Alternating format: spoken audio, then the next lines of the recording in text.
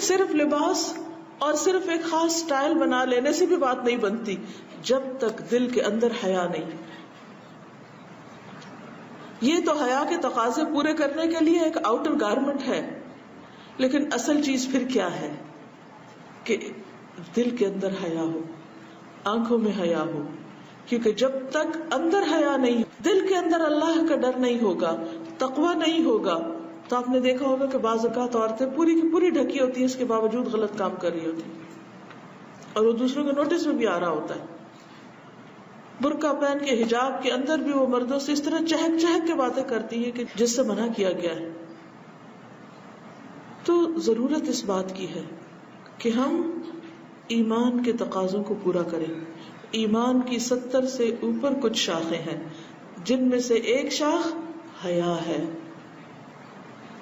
حدیث کے مطابق حیا جب دل سے نکل جاتا ہے تو ایمان بھی چلا جاتا ہے. حیا اور ایمان لازم و ملزوم ہیں، ساتھ ساتھ ہیں.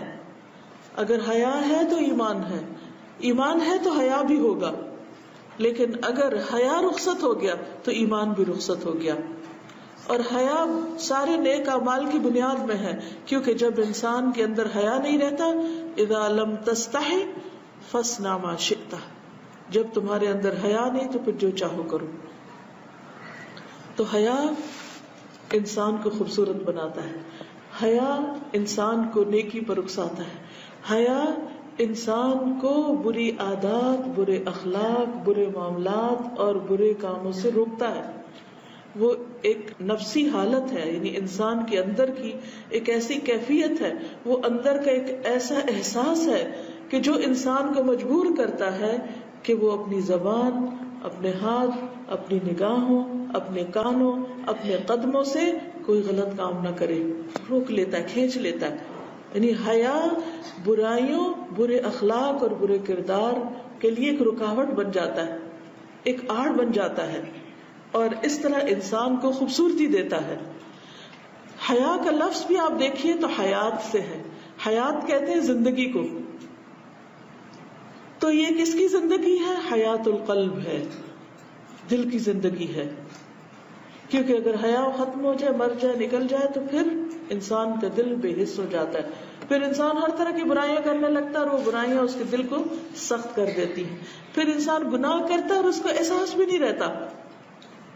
آپ نے دیکھا ہوگا کہ جن لوگوں نے ایک بڑی عمر میں جا کر اپنے آپ کو ڈھانکنا شروع کیا، حجاب وغیرہ کیا، تو اگر وہ اپنا پاس دیکھیں تو بہت سے لوگوں نے اپنا تجربہ مجھے یہ بتایا ہے کہ ان کا کہنا یہ ہے کہ ہمیں تو کبھی احساس بھی نہیں ہوا تھا کہ ہم غلط کر رہے ہیں.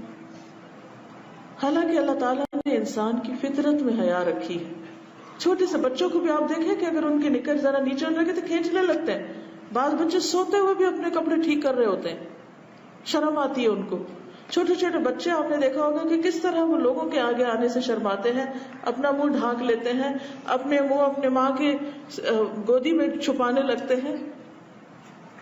آپ کسی چھوٹے سے بھی بچے کو جس کو بھی بولنا بھی نہیں آتا، آپ اس کو کہیں ادھر آؤ میں اٹھاؤں تمہیں، تو ایک دم کیا کرتا ہے، شرما کے اپنا منہ دوسری طرف کر لیتا ہے، کیونکہ وہ آپ کو اجنبی محسوس کرتا ہے، تو آپ سے حیا کرتا ہے.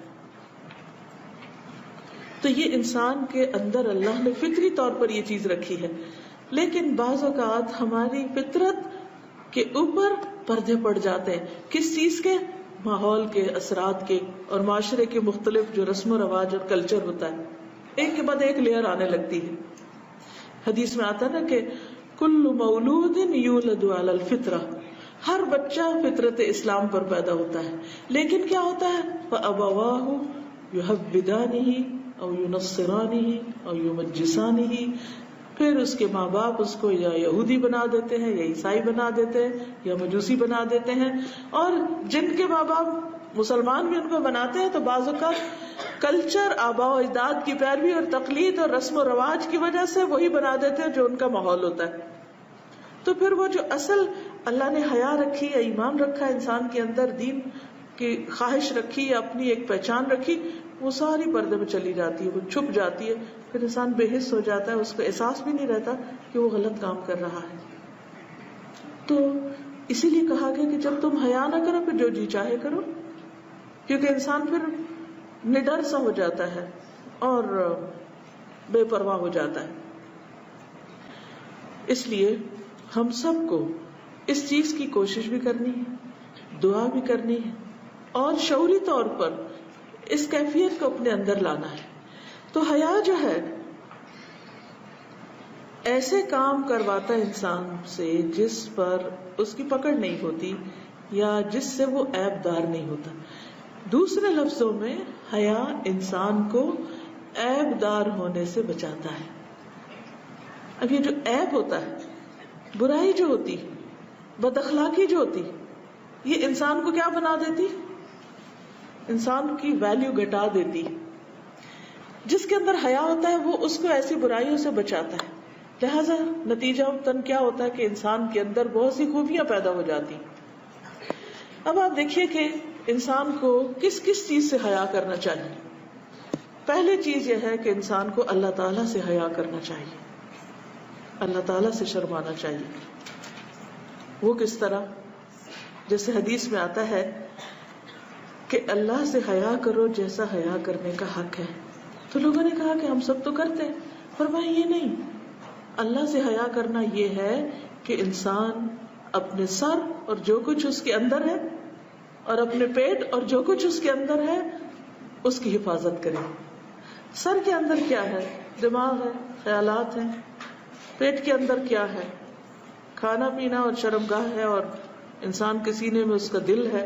تو گویا دل میں جو خیالات آتے ہیں، پیٹ میں جو لقمہ لے کے جاتا ہے، اور انسان کے جو ازدواجی تعلقات ہیں یا انسان کے جو مرد اور عورت کے تعلقات ہیں، ان کے اندر بھی ایک حیا ہو، اور یہ حیا اللہ تعالی سے ہو. اب ہم کیا سوچ رہے ہیں اس وقت؟ آپ کیا سوچ رہے ہیں بیٹھ کے؟ کوئی نہیں جانتا. کون جانتا ہے؟ صرف اور صرف اللہ جانتا ہے. ہمارے دل میں کیا کیا خواہشات ہیں، کیسے کیسے خیالات ہیں، اس میں ایمان کی حرارت ہے یا نفاق کا اندھیرا ہے، اس میں کسی کے لیے حسد ہے یا حقد ہے یا غل ہے یا نفرت ہے، بغض ہے. کسی کو نہیں پتا، اللہ کو پتا ہے. اب ہم اپنے دل میں یہ چیزیں نہ رکھیں، یہ کیسے ممکن ہے؟ کب یہ ہو سکتا ہے؟ صرف اس وقت جب ہم اللہ سے حیا کرتے ہیں. دیکھیں کہ جب کسی نے آنا ہوتا ہے تو ہم ہر چیز صاف کرتے ہیں نا، گھر صاف کرتے ہیں نا. ہم ہر گندی چیز کو یا ڈھانک دیتے ہیں یا صاف کر دیتے ہیں یا چھپا دیتے ہیں، اس میں کپڑا ڈال دیتے ہیں. کیوں؟ کہ مہمان آ رہے ہیں، فلاں آ رہا ہے، وہ کیا کہے گا، کیا انہوں نے گھر کو کپڑ خانہ بنا رکھا ہے. اور جب کوئی جتنا اسپیشل آتا ہے اس کے لیے ہم اتنا اسپیشل پریپیئر کرتے ہیں اس کو، کہ وہ دیکھے گا تو کیا کہے گا.